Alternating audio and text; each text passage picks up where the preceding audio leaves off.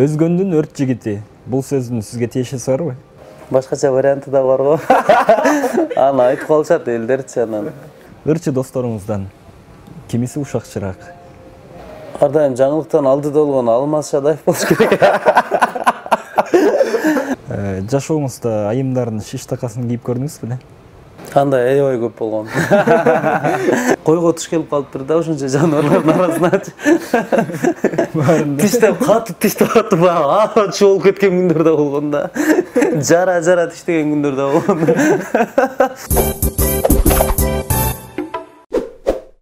Оожо Кото суроо долбоору бүгүнкү биздин каарман Данияр Эрматов. Айтсаңыз, Данияр Эрматов бул ким? Адам. Кандай адам? Данияр Эрматов деген бир пенде десем жаңылышпайм. Ар кандай тармак менен жооп берсем болот да. Анан ким дегенде ошол адам деп жооп бердим. Анан эмне кылат десе, мисалы үчүн ырда айт дейт болчумун да. Сиздей болуп, ар дайым күлүп, жайдары жүрүш үчүн эмне кылыш керек? Жоктолуш керек деп эле. Эки жообуңуз дал келбей калды. Атайын айтып атпайм тамашалап. Эми менин өзүмдүн оюм бул бир сын пикирлер болобу, жаман нерселер болобу, заматта эле чыгарып салыш керек деп ойлойм да. Аны сактап элечи. Ата болуу астында турасыз, Кудай буйрса. Кудай буйрса. Эгерде уулду болсоңуз же кыздуу болсоңуз, атын ким коелу деп жатасыздар? Чындыгында анын атын ойлону элекпиз. Баягы төрөлгөндөн кийин анан ат ойлонсок жакшы болот го деп ойлоп атам. Эң негизгиси аман эсен жарык дүйнөгө келип алса анан ойлонобуз ал жөнүндө. Анан чоң аталары, чоң энелери коюп берсе. Кашыңызды тересизби? Ооба деп эле. Жок. Терилген каш мындай болбойт го дейм. Экөөбүздүн кашыбыз калышпайт экен бири-бирибиздикине. Дайыр Исмадияров менен алма сунушуп жүргөн Гүлназ Чыныбек кызы менен эмне себептен жолуккуңуз келип калды? Себеби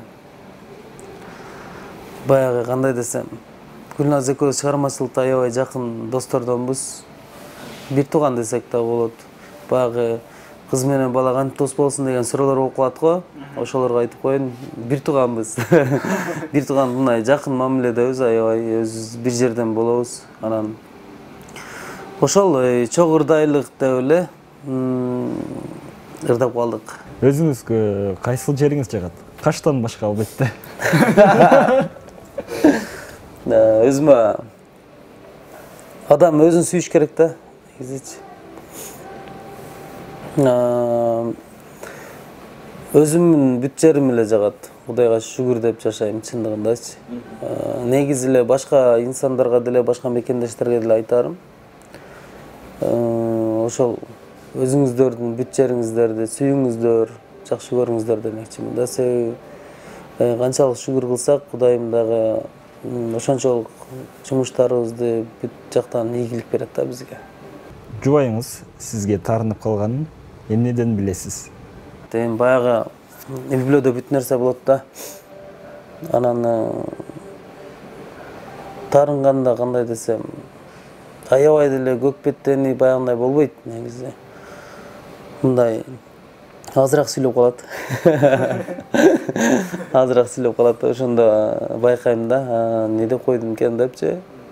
Анан негизинен жакшы баягы Кудайга шүгүр эми баягындай көк беттенбейт. Бирок эми таарынып андай нерселер болот го дейм, бүт эле үй-бүлөлөрдө болот да. Азыр мен жок бир дагы таарынбайт, мен дагы таарынбайм десем анда туура эмес болуп калат. Андай нерсе болуп туруш керек деп ойлойм. Жашооңузда айымдардын шиш такасын кийип көрдүңүзбү беле? Кийип, аяка бияка басып неме кылган эмесмин, бирок мындай элестетип, кантип кийесиңер деп мотип кийип көргөн күндөр болду да, мындай. Кантип кийесиңер, кантип басат депчи. Бирок кийгенсиз. Кийип көргөм мындай, анан баягы кийип андай, мисалы үчүн сатира же интермедиа аткарып андай болгон эмес. Чачыңызды бир жылда канча жолу боёйсуз? Чачым боебойм. Өзү ушундай тарабы. Ооба, өзү ушундай капкара эмесби, күрөңүрөөк. Жок, бойбойм. Кой эң жоош жаныбарлардын катарына кирет да. Эч кимге зыяны жок. Анан эмнеге көп союлат? Эми койго уруксат берилген да, баягы курбандыктарда, ошон үчүн кой сойгонго уруксат берилген. Бул исламда дагы бар. Ошон үчүн деп ойлойм, албетте. Анан баягындай обу жогураак суроо берсем, билбейм, эми ошол койго туш келип калыптыр да, ошончо жаныбарлардын арасыначы. Иттер коңурук тартабы? Тартпайт го дейм. Мышыктар тартканын билем, иттер тартканын көрүлө экен. Балыктар суусашабы? Балыктар суусайт, суусаганда суусу даяр го дейм. Сизге кайсыл ырыңыз жакпайт? Өзүңүзгө. Мага жакпаган ырлар чыга элек. Өзүмө жаккан ырлардан элге тартуу кылабыз да. Жакпаган ырлар бар. Даяр аранжировкаларын жасатабыз, сөздөрүн жаздыртабыз, ырдайбыз. Анан өзүбүзгө жакпай калды, чыгарбай коебуз да. Анан өзүмө жаккан ырлардын баарын элге тартуулагам. Телевизордун пультунун батарейкасын мындай иштебей калганда тиштеп кайра салып койдуңуз беле? Кандай аябай көп болгон. Тиштеп, катты тиштеп атып, ачы болуп кеткен күндөр да болгон да. Жара тиштеген күндөр да болгон. Барыңыз эле болуп турат. Өзгөндүн өрт жигити. Бул сөздүн сизге тиешеси барбы? Бар. Өзгөндүн өрт жигити деп баягы башкача варианты да бар го. Аны айтып калышат элдерчи анан. Керги достор айтып калат. Өзгөнүн кыздары өрт келет эле деп, сен деле өртсүң го депчи, мында адашып өрт болуп калгансың го деп тамашалашып алышат. Эми ушундай сөз бар экен эми ал. Анан өртмүн деп монтмейм делем, Кудайга шүгүр. Түнкү саат 4-тө сизге бирөө чалып, эмне кылып атасың, уктап атасыңбы десе, сиздин жооп кандай болот? Тааныбаган эле бирөө. Уктап аткан болчумун деп ойлойм. Уктап атсам, эгер ойгонсам. Уктап аткан болчум, биз баягы мен катуу деле жооп бербейм. Эми кээбиркилер ошол убакыт тапкан болот. Көпчүлүк уйрмандар чалат мага чындыгындачы. Жакшы эле сылык эле жооп беремин. Баягы уктабай не кылмак элем, анан ушул убакытта кандай адам, бул төрттөн не кылмак эле адам дебейм да. Эмне кылмак депчи, анан жакшы эле жооп берем. Обу жок суроолорду берген жакшыбы же обу жок суроолорго жооп берген жакшыбы?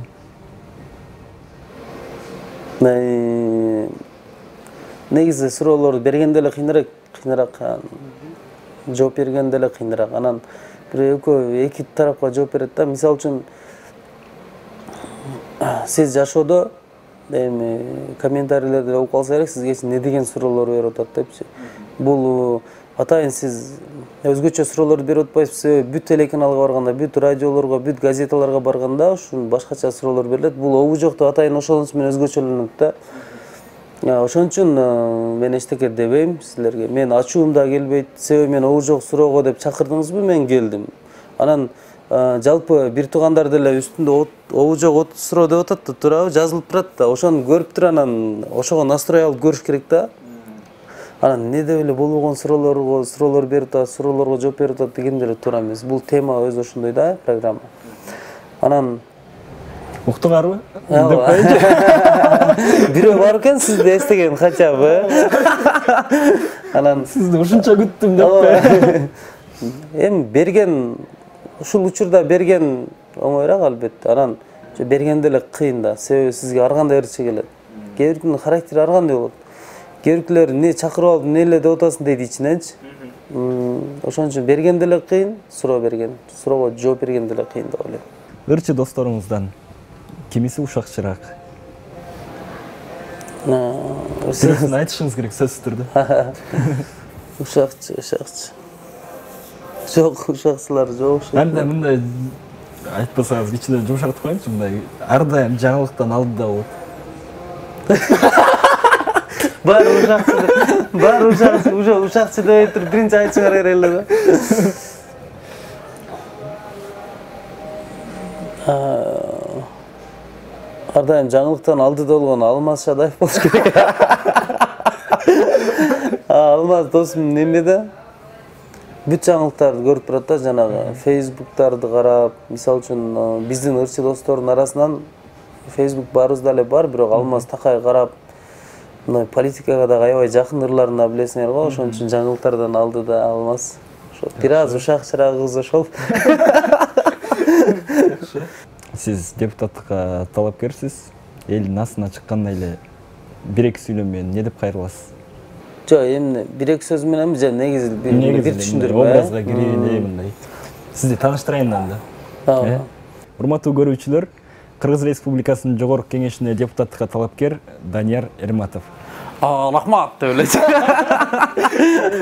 Мен биринчиден деп эле ушунтөрөм. Мындай да. Мен эгерде эми бул деле сиздин сурооңуз, суроого жооп. Мен биринчиден айтмакмын. Бул мисал үчүн ыйманды биринчи орунга коймокмун да. Адамда ыйман болсо, эч качан алдай албайт бирөөнү. Жүрөгүндө, ар бир инсандын жүрөгүндө ыйман болсо, ар бир депутаттын жүрөгүндө ыйман болсо, бирөөдөн акча алгандан деле коркот да, себеби ыйманы бар да, Кудайдан коркот да. Анын ыйманы жок болсо анда неме кыла берет да.